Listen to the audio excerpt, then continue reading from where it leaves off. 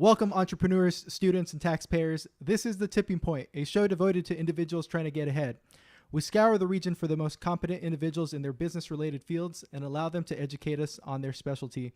Because knowledge is power, and with enough power, you can tip the scales in your favor. I'm your host, Gabriel Velez. Today's episode is brought to you by Tayenaka & Velez, an Irvine-based tax and accountancy firm concentrating on closely held businesses. Today we have Torrey Tayenaka, owner and operator of the Sparkhouse, an Irvine-based video marketing agency and 6-time nominee of the Orange County Excellence of Entrepreneurship Award. As a reminder, if you like today's content, please remember to like, share, and subscribe. Welcome to the show, Torrey. How are you doing? Awesome. Thanks for having me. Fantastic. All right. So, you're in video marketing. I kind of want to lay the foundation and figure out, who your target audience is and who do you work with right now? Yeah, so that's changed a lot throughout the last couple of years. So I technically started this company in high school, or a form of this company in high school, which now has been 15 years ago. So when we just started, we were really focusing on real estate marketing. My mom's a real estate agent. And so we were doing things like photography, graphic design. We were doing, the flyers that you pick up at an open house. We were also doing video tours and things like that. After a couple years of doing that, I went to USC for film school and really learned storytelling, cinematography, how to make what I believe is a much higher end video production, something that's more engaging, has a better story, that's more fun to watch, and can, in the end, be more impactful to our clients and the viewers. And what we've tried to do is actually bring that cinematic storytelling and attach it to the marketing that we had learned from real estate marketing. And so what we create today is called branded content, or branded videos that we create for our clients. We have clients that kind of run almost every industry. So we have apparel industries, we have B2B within industry, we do a lot of consumer electronics, but in the end, what we're doing is using video as a tool to grow your business, accomplish goals, get new customers. Really, we haven't found a thing that we can't help using video with. Okay, and so video marketing specifically today is used because it's an easier way to convey a message, right? So you can actually take very technical topics or things that are hard to understand and convey them and provide that message in a video much easier than you could in another medium.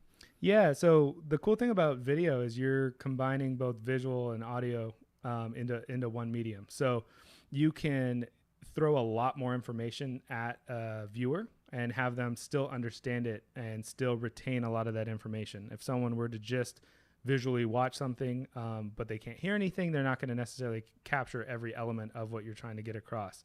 Obviously, with the attention span as well going on today, that video is an easy way to get information across that some people might just skip over. If you land on a web page or you get given a document with a lot of text, some people just won't even read it, won't even try to read it, think about reading it. And so a video can be something that's very easy.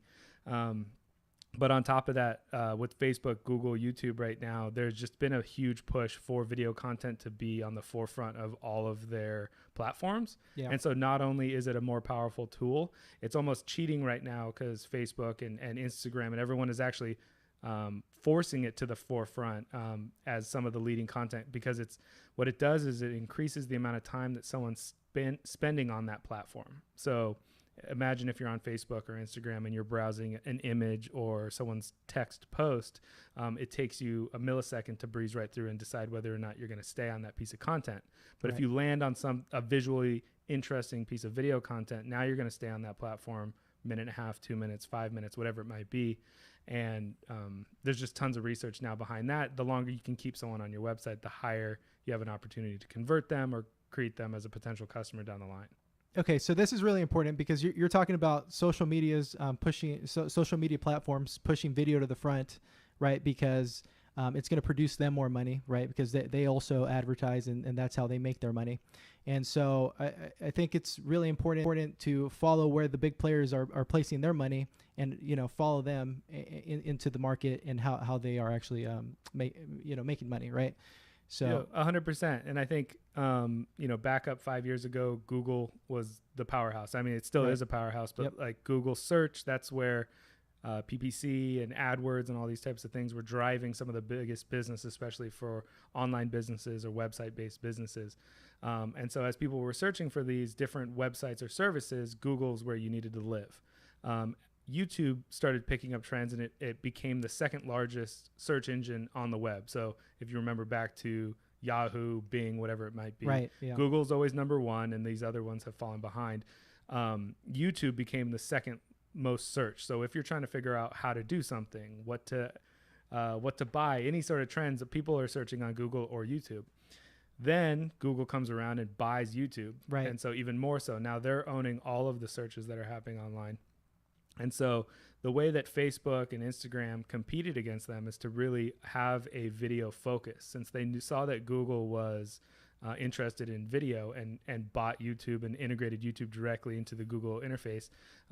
Facebook had to figure out a way to push back on that. And that's where they've been really wanting to be a leader in Facebook in video. And so that's where you're starting to see things like Facebook Live. A lot of news channels are pushing their stuff to be on Facebook Live, not just on their own news channels. Yeah. And so there's more and more video views happening on Facebook than anywhere right now. Interesting. Okay. So talking about YouTube, when I look at YouTube, right, initially it was for, kind of small timers trying to get a message out there and convey it, right? But like more and more, it's looking to me like it's a broadcast television network almost, right? Like a CBS or a Fox. Is that where they're headed? I mean, they even have YouTube, I think Red or whatever, which is like it's cable television, right? But you're unplugging the cord. Right. I think so I'm not super involved in the content creation that's going on YouTube for like the entertainment purposes of being like a TV show or things like that. But it is helping us a lot. So what by having a YouTube Red or having really high quality content like it is its own network, what that's doing is just building the audience of YouTube. And so as they build that audience of YouTube, if I can have one of my clients now place a video ad or have video content on YouTube, there's just more viewers now living there. Okay. What I would say more so that's really powerful for a lot of our clients is that since for the last 5-10 years, people have been focusing on SEO on Google searches. Only the big players are living at the top of those Google searches. So if you're searching for an apartment or you're searching for a realtor, whatever it might be, only the people who have spent a lot of money, time, energy are landing on that first page. Okay. The thing that with Google purchasing YouTube, what we can do for some of our smaller clients is make a really powerful video on YouTube, and that is actually showing up within the standard Google searches, not even when you're searching just on YouTube, but when you're also searching on Google. So maybe you can't beat out your competitor on an actual page for page ranking on Google, but you can have your video about your company show up before them or show up on the homepage because Google's trying to push those videos. That's huge. Okay. And so a small player can actually outwork almost like a big player who's spending a lot of money by putting out good content. And in your estimation, is the ranking, the increased ranking, like does it have to do with how many views that piece of content is getting? Like it's starting to make it like almost trend on the search? Yeah, there's a ton of factors that come into play. The keywords, the type of content, views are going to be huge, but the views on an individual video may or may not affect as much as the views of the entire channel that someone has. Okay. But really what we try to focus on is just what people are searching for and see if we can create something that's unique, that's going to stand out or just be something that people are actually looking for. So sometimes when we work with a client, we might actually just look for what their customers are searching for and seeing if there's a space that is missing a video, and we can create that video to fill that void. And even if they aren't a huge player, don't have a lot of views, we can kind of take over that one space. Okay. If somebody's thinking about moving into video for marketing, what's more important? Like everybody's always trying to sell, right? And they're always trying to pitch, but is it more important to actually give like content and value over just trying to pitch like, oh, I'm better than my competitor because this, and this, and you should come buy from me? I think video is just like almost every other medium of advertising. There's different approaches. There's different strategies. You can Having a ton of billboards all around town is going to get you noticed. It's going to give you businesses. Another approach, if you don't have the money or the funds to get on every billboard in town, is to offer free seminars within your community, right? And you can invite a bunch of people to your office. And so both of those work, and they both work for different types of companies and different strategies, and it same plays for video. So if you are a big company with a big bankroll behind you and you just want to do an advertisement, we can create a great advertisement and we can put a lot of media dollars behind it, so a lot of people are going to see it. If you don't have those dollars, or you're looking to stand out in a different way than just being seen by a lot of people, you'd rather be an expert in your industry or a leader in your industry, you could go with that strategy of building content that's more educational, makes you look like the expert, and then it's a slower sales process, but it's just a different approach. I'm not going to say that either of them is the right approach. It's just might be the right approach for a certain company. Yeah, that's more of a long play, and you see a lot of players doing it, right? They're trying to become thought leaders. Personal branding is really big, and so you hope that there's substance behind it, right? You don't think you hope it's not all fluff, but there's a lot of it going around now. So. I would definitely say that if it is fluff, then you're really going to be stuck. If you're really just doing thought leadership and it's just fluff thought leadership, you're probably going to get seen right through. And you'll get exposed. Yeah. Well, I don't know if you're going to get the big negative comments or anything. Just you're not going to get the views and the shares that you're hoping for. I think if you provide that high quality content, that's something is engaging and digestible, then it's something that can be shareable. But yeah, if you're sitting here going like, I need to get that piece of content out by Friday and just do it just to do it, it's probably not going to be the best thing. Okay, interesting. All right, so that's like why people will hire somebody like you to put together like an actual high quality product versus just spewing out a bunch of random thoughts that they have. Yeah, well, we have different things. So the way, first, I think high quality and fluff are two different things. So, I mean, I can make a very, very high production value, beautifully lit, great audio, lots of actors, whatever it might be, but the content itself still isn't quality. You got to spend that time on the content. While some people can grab an iPhone and walk down the street and film themselves and still have some of the best content come out if they've prepared long enough. Yeah. Okay. It just depends on if your brand wants that type of content living out there. You've seen people like Gary Vaynerchuk, who that's their brand, is to just ramble on camera and have a 30-minute ad that's talking about wine or whatever it might be. Sure, yeah. But imagine if a company like Apple came out and did that. They just had their Apple iPhone designer come out and just ramble at his desk for 30 minutes about the new iPhone. It just doesn't have that same approach. It doesn't mean that they both work. It's just for different brands. I think what people come to Sparkhouse for, most of our clients, they come to us with a goal, a problem, or something they're trying to accomplish, where they think video can do that. And so they'll say, Torrey or Sparkhouse, we're trying to accomplish X, like we want people to stay on our website longer, and we think video can do that. And then we come up with that solution. And that solution can be an array of the million types of videos that we offer, which is instructional videos, branded videos, how-to videos, testimonials. We come up with that strategy for them based off of our knowledge on the video side and their goals, and then try to just kind of meet in between. How important is the distribution channel to the content that you're creating? So you, like earlier, you were talking about Facebook, you were talking about YouTube, right? So like when you're actually producing content, do you think about that channel? So distribution and like media buying is very important, but again, it's only for certain types of videos. Okay. So if your goal for your video is looking back at like a standard television commercial, like if you just created a 30-second ad for your company, your brand or business, as if it lived on TV, and you just stuck it on YouTube, no one's going to watch it.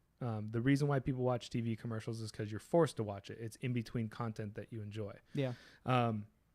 But there's a lot of other video content that doesn't need that media plan. Like it might be like a welcome video for when you get a new client to onboard them. So now the job is already done. You've onboarded the client, and now you're bettering the customer experience by providing them with an educational video that says, we're glad you're a new customer. Mm-hmm. Here's the next steps. If you have any questions, here's your main point of contact. And what that's doing is just the goal for that client might have been just to better the onboarding experience. Yeah. There's no media plan, there's no distribution plan, but maybe that video is just as effective, if not more effective, than a TV commercial that doesn't have the proper distribution. So it's all relative to what you're trying to create and what your goals are. Yeah, I could see that being as a tool for retention, right? Because it's not only about getting clients, it's about retaining them. And if you're providing a better experience while they're a client, they're going to be, more likely to stick with you, right? Versus somebody who's not providing that value. Yeah, and that's videos expanding in that customer retention even more as more and more services and businesses are going online. Okay. Right now, when you have either an in-store or brick and mortar business, you have great lobby with comfy couches, and you have a secretary that offers coffee, and you have whatever it might be. You have a happy hour with beer and wine. When you have a customer online, how do you get that same experience across? Yeah. And maybe it's not the same look and feel, but it's something that you can provide with them to just have something that makes them feel more like they are cared about, that they're welcomed in, and they fully understand what's going on within your business. Okay. So going away from the value add side and the retention side, how do you convert marketing into actual sales dollars? Like what does that ROI look like? So I'll be honest, with a lot of what at least Sparkhouse creates on the video side, we're not looking at a hard ROI like you would normally look at other marketing pieces like a PPC ad or AdWord or Facebook ad buying, where you're saying like, I spent $10,000 on Facebook ads. Yeah. How much money did I drive in? We can be a supplement to that. We can take your $10,000 ad buy on Facebook, and when you were using just normal display ads, you were converting at a 10%, and when you use our videos, you're now converting at a 25%. We see those types of increases, but most of our videos are about adding like an untrackable experience, because there's so many other elements that are to play. So when people land on a website and they watch our video, who's to say why they're converting higher than just a better customer that's being driven to their website, as opposed to why our video was sitting on there. So it just depends on if it's a hard ROI to track to video, but video is normally more of like a fluff piece within your marketing. It's something that's a little bit more fun. It raises the brand value, but you might not be able to say exactly dollar for dollar how much money you made back. Okay. Do you have any examples of marketing pieces that you've put together that are effective? So there's a difference between people who are trying to sell products versus people trying to sell services, right? Yeah. So recently we just did a bunch of videos for Nectar Juice Bar here, which is the local smoothie juice and acai bowl franchise. Yeah.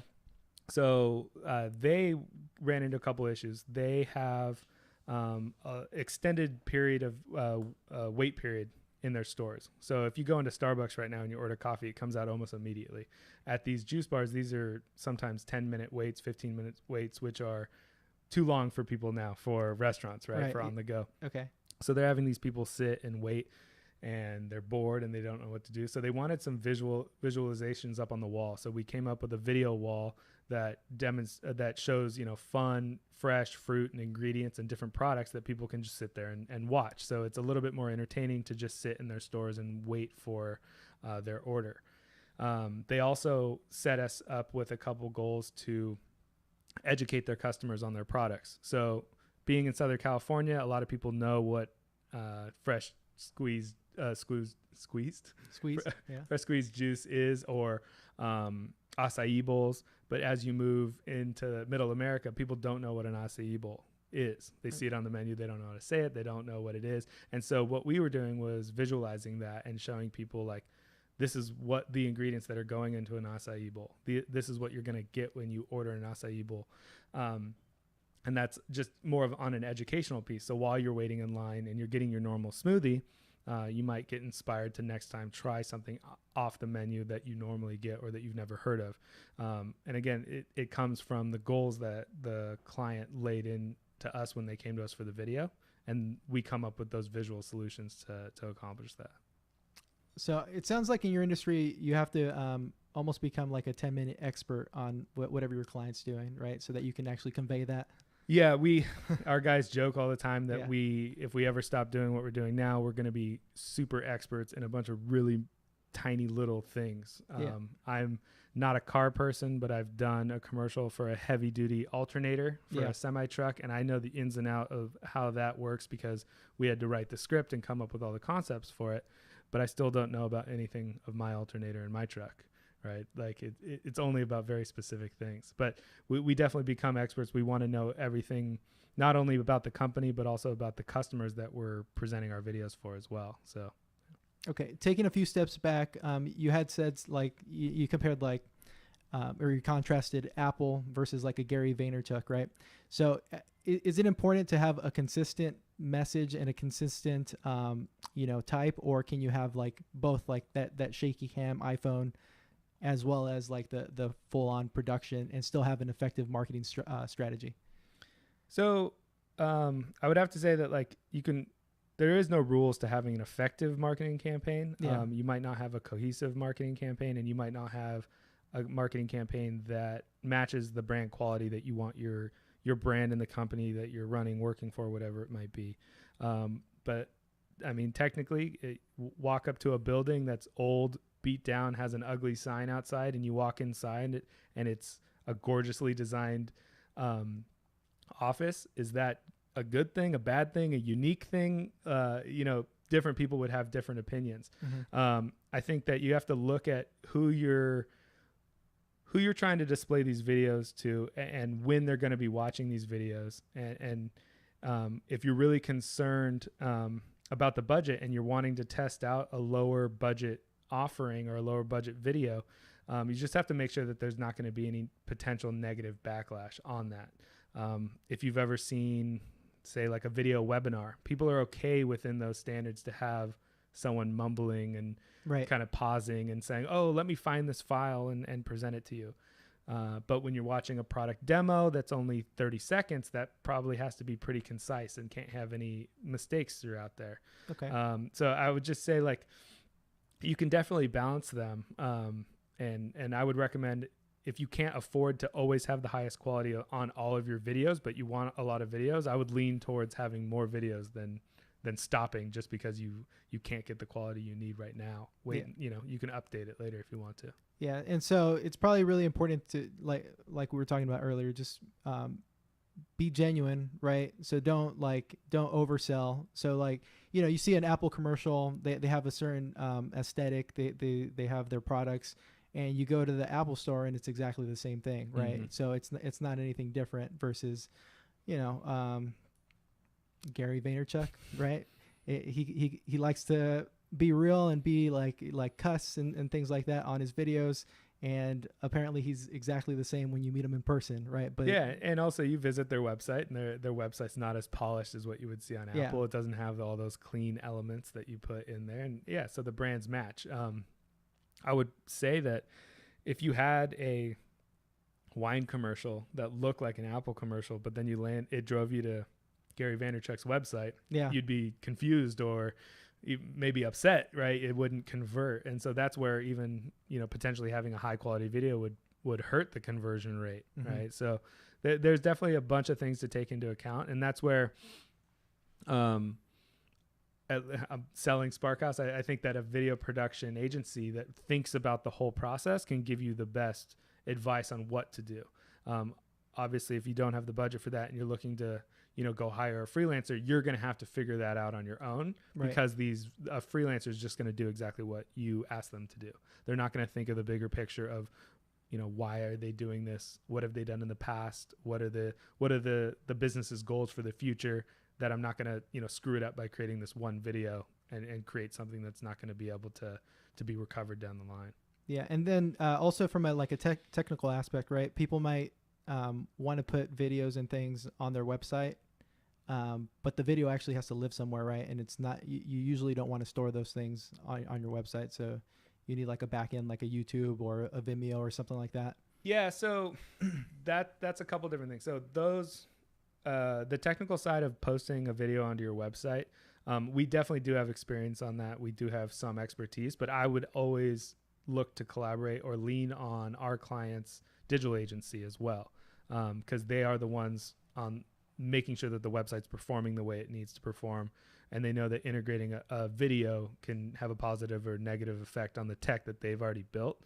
So I definitely do push back on them to give us some advice on the best way to play a video on a website. But I will say that no matter where you host it or how it's embedded onto your website, you're still going to also want to upload it onto YouTube because of what we talked about earlier about the Google searches and being able to find it. You should also upload it on Vimeo. You should also upload it on Facebook, because all of these websites, they're competing with each other now. Yeah. So Facebook doesn't give the priority of a YouTube video that's posted onto their platform as much as just a Facebook video that's uploaded directly to their platform. So putting it out there as many different places as you can is definitely a benefit as well. Okay, so good content, that they're actually fighting to get that good content and be the one to show it to you versus you, versus the other way around, right? Like, yeah, I mean, so if Facebook, if a YouTube video is posted on Facebook and that post gets viral, not on YouTube, it gets viral on Facebook and gets millions and millions of views, the thing that you'll start noticing is that the YouTube video is displaying ads and they're getting all the ad revenue. Mm-hmm. Obviously around that video there's Facebook ads, but it's not nearly as much as the ones that are living on the video itself. Now if Facebook were to have that video hosted within their own platform, they could be displaying ads directly and they're the ones getting the ad revenue. I'm not saying that's the only benefit that they're getting. There's a lot of other things in there, but that's going to be a no-brainer that they're going to definitely promote their own video files faster than a competitor. Okay, and then if you're creating a video for Facebook, that's completely different than creating something that's going to live on YouTube, right? So like Facebook, usually when I'm looking at Facebook, right, and everybody's guilty of looking at Facebook for too long, the sound's usually off, right? I usually have a shorter attention span than I would if I was like logged into YouTube, right? And so like I see a lot of people going to like the closed caption way of delivering things on Facebook so that you can actually read what the person's saying because they know that you're probably not listening to it with like the sound on. Yeah. So is that? No, it's definitely a big factor and it's something that we take into account again when we're planning a video with a client. So if they're planning to have it on Facebook, it's great for us to plan the entire video structure to be able to be viewed without sound. We'll plan from the beginning. If a video, say, wasn't planned to be on Facebook, but it was like for a trade show or for, an in-store display or something that they wanted to live on YouTube, you might need to then just creatively re-edit it to get it on Facebook to be more effective. When you see those closed captioning, those are normally less advertising and more content pieces. Okay. So it might be a news article or some sort of like inspirational story. Those are great to have closed captioning because people are willing to sit there and read. I would say if you're going to do a 15-second, 30-second, 60-second video ad on Facebook, closed captioning is going to hurt you just because people don't want to watch your ad to start with. So why would they sit there and read it? I don't know if you guys are scrolling through and you see an ad and you maybe just look away while you're waiting for that ad to finish, and then you look back by the time your video starts and you can start watching. So that's where you want to really just make sure it's as visual as possible when it's being distributed on Facebook or Instagram or really anything that's on some sort of social network where, most likely the viewers are on their phone, at work where they're not supposed to be watching it, at school where their audio has to be turned off, different things like that. Right, yeah. But also we have a couple tricks where we also re-edit the actual format of the video to better display on social media and mobile devices. So the standard video for TV and YouTube is going to be a 16:9 widescreen format. When we create video for Instagram and Facebook, not only do we just create it either in square, but we might even go fully vertical, knowing that the audience is going to be watching this on a mobile device. Oh, interesting. What it'll actually do if you look at your your Facebook feed, if you're scrolling through and you see a 16:9 video, if you actually took the time to sit there and measure how large that video is or the percentage of the screen that's taking up, it might be like 25 or 30% of the screen. But if I export a square video, it's going to take up almost half or not more than half. Yeah. Or if I go vertical, I can actually take over the entire screen of your mobile feed while you're scrolling through. So just it's really a bigger ad is what you're getting, but it's the same price when you're doing a Facebook ad or posting that. Wow. Okay. All right. So I mean, that's the science, and that's like understanding the medium, more than like your average Joe being able to do that. Do you see videos on LinkedIn as well, or not so much? I don't think I've seen a video on LinkedIn, or do they not allow it? No, they do allow it. A lot of people, that's one where YouTube is being used a lot. People are uploading on YouTube, posting on LinkedIn. Yeah. Our company posts on LinkedIn our video examples, and we get some good results. It's all about like who you're talking to. So you got to think on a strategy level. Sparkhouse as a company, we're looking for other companies to hire us, right? So we're looking B2B. Right. If you're a B2C company, I'm not really sure if a Forever 21 ad on LinkedIn is gonna drive as much traffic as if you put it on Facebook. Yeah. But it is still a powerful tool. And one great example actually of videos we've created for LinkedIn is recruitment videos. Mm-hmm. So we've done company culture and recruiting videos for companies looking to hire great new talent. The talent pool right now, it's so competitive to find that great talent. And a lot of what companies are offering is not on paper, right? It's not the salary or the hours or the days off or whatever those different perks, but it's the culture that you're getting into. Right. It's who am I going to be working next to? How much light is coming through the office windows? Those are the things that are really affecting whether or not someone's going to get excited to come to work. And that can only be demonstrated, through a high quality video or photography that can show, this is the kind of work environment that you're going to be exposed to. And so we're creating these little videos. So when you see a job post and you're looking, do I want to be an engineer at this job, or this job? This one's got a video that I get to meet some of the coworkers and see the company culture and see if I might fit in. Yeah. You learn so much more about a person by actually seeing them and how they like sit, how they speak. Right. So that's really huge versus, going in and you have an interview, you have the one person who's trained to give interviews, and they're trying to sell you on why you should work for them. Right. So that's massive. Okay. So you're a small business owner, what distribution channels and what mediums do you use the most for video? Yeah. For your business to drive business. So for us, we do have a heavy push on the thought leadership side. Okay. So I do try to create as much content, both written and video content, educating our customers and potential customers on best practices for using video, fun and creative ways to use video that might inspire a potential customer to go, oh, I could totally use that for my business. Yeah. I think one of the most effective things we do is actually case studies. Okay. So we'll take a customer and walk the viewer through the entire process of working with Sparkhouse. We'll say, company A came to us. They had this goal. We pitched them these ideas. We had these issues or these pitfalls throughout the process, but here was the end result. And if you're a similar company or a company that thinks that this might help you, reach out and see if Sparkhouse is a good fit. So we create that type of content. Besides that, I personally have tried to go beyond our own network and become a thought leader outside of that. So I'm also contributing to magazines like entrepreneur.com and Forbes, again, writing as a thought leader within our industry. Okay. To just try to get that reach out there and see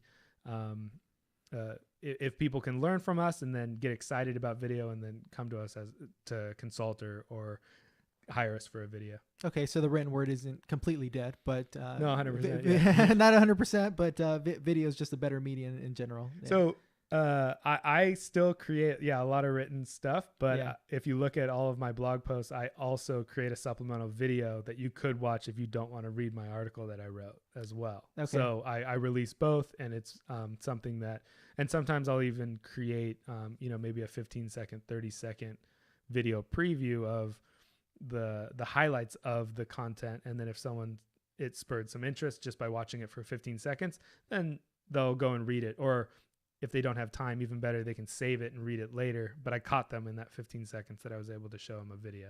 Got it. And it's really important to let people know where they can find that content, right? When it is that they have the time, and when it is that it's like of interest to them. Yeah, I don't know how many other people do this, but I'm a big on Facebook, on LinkedIn. I save for later, because most of the time, it's while I'm waiting in line in Starbucks. I'm not going to sit down and read an article or watch a video, but I see something interesting and I'm like, I'm going to check this out later and see. So definitely I would give them the benefit to be able to save that and be able to follow up later.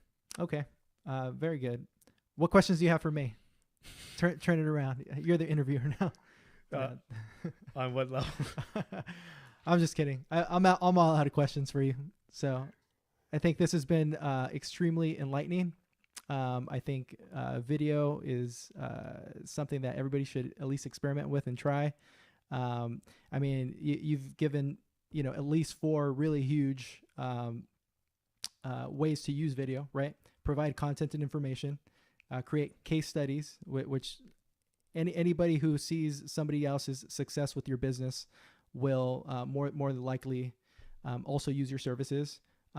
Testimonials, right? So like customer testimonials, that's like the next level of a case study. And then also recruiting, right? So I think unemployment's at an all-time low, or 3.9%. The person you're trying to hire is actually working somewhere else right now. Yeah, they're not sitting at home on Career Builder or whatever. Yeah, exactly. Yeah. All right. Thanks, Torrey. Yeah. No, I think there's a million ways to use video, and I think there's always an opportunity to use it. It's just finding if it's a right fit for your brand, and then talk to Gabe, because it's a tax write-off as well. It's a tax write-off. Exactly. Fantastic, Torrey. It's awesome. a pleasure having you on today. Thanks so much. Before we sign off, how do people find you? You can check out our website at thesparkhouse.com, or just Google, and we pop up first. So. Okay. Sounds good. Thanks again. All right. Thank you. Bye.